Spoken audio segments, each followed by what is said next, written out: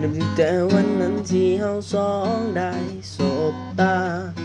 มันก็เฮ็ดให้ค่อยนั้นได้หูและเข้าใจบ่ต้องเอ่ยปากมาเคยยังหูความในหากเฮาเปลี่ยนไปใจเจ้าเปลี่ยนแปลง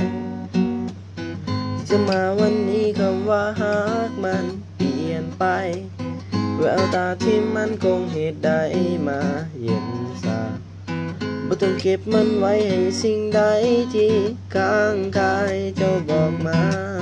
เหตุผลที่ต้องการไปคำตอบที่อยู่ในหัวใจเจ้าเก็บไว้ค่อยทรมานคนหนึ่งที่เจ้าบ่ต้องการอยากจะฝืนดึงเวลาเอาไว้ขาดเจ้าไปแต่หัวใจคอยยังต้องการอยากให้วันนี้มันหวนไปดังมือ